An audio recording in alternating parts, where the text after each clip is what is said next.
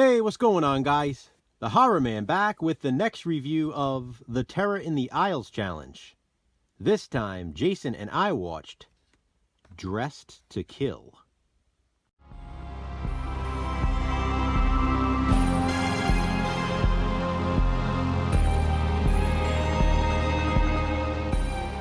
Don't Make Me Be a Bad Girl Again. Dressed to Kill is a 1980 horror film, written and directed by Brian De Palma. This film has the cool distinction of not only being featured in Terror in the Aisles, but it also stars Nancy Allen, one of the hosts of Terror in the Aisles, along with Donald Pleasence.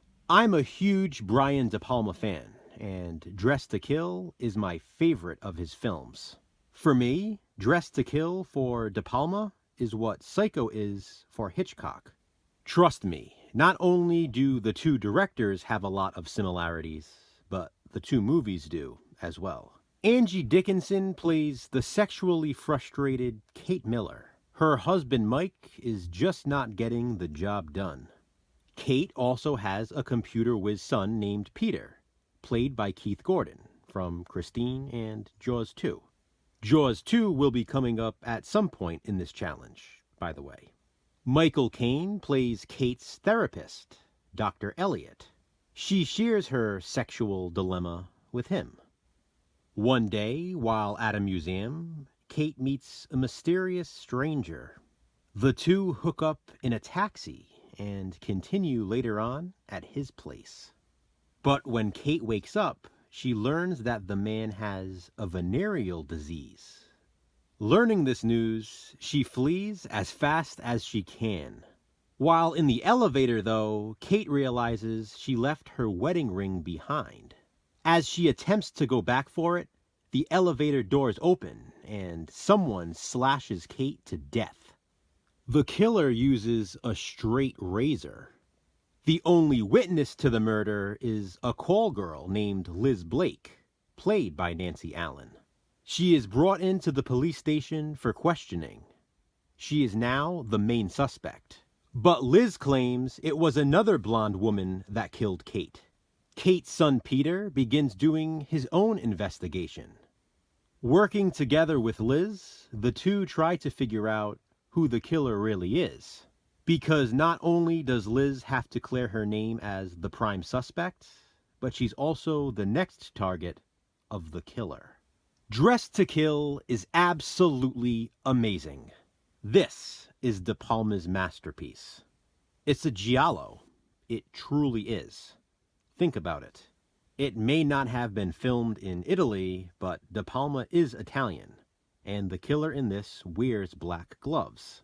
There's also the whole detective storyline, the big explanation at the end. It covers all of the criteria.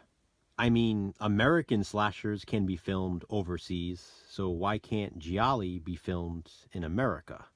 The cast is just about perfection in this. Michael Caine is always fantastic, and this is no exception. Angie Dickinson, although not in the movie too long, is great in her role. Nancy Allen, who was married to Brian De Palma at the time, is super adorable and super sexy in Dressed to Kill. That seduction scene? Oh, maron. And that scene is actually featured in Terror in the Aisles. Keith Gordon as Peter is really good in this, too. Brian De Palma is not only one of my favorite horror directors, but one of my favorite directors overall. Dressed to Kill is a shining example of his cinematic brilliance. It's Hitchcockian, like much of his work.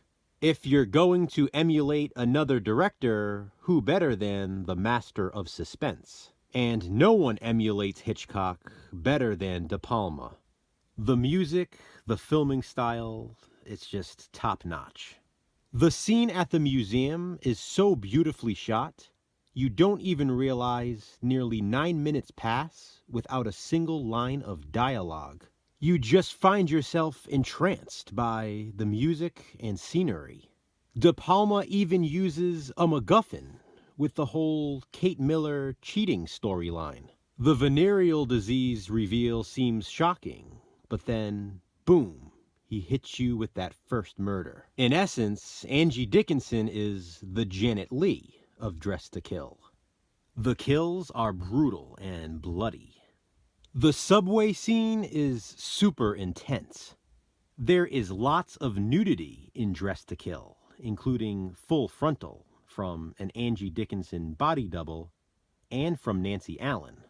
Dressed to Kill, unfortunately, is a movie that just wouldn't work in today's culture. There's a certain very important aspect of it, which I won't spoil, that just wouldn't have the same impact because of society nowadays. Another nod to Psycho I wanted to mention is Dressed to Kill begins with a shower scene and ends with a shower scene.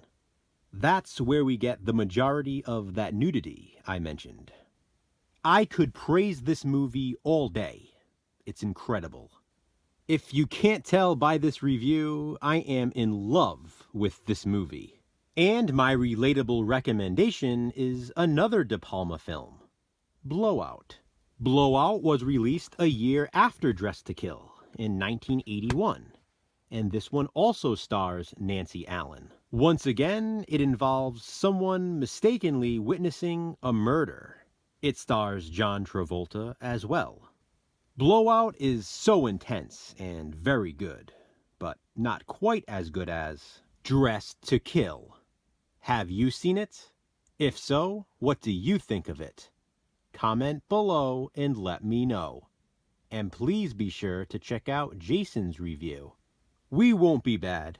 We'll be back soon with another review for the Terror in the Aisles Challenge. Until then, thanks for watching, guys.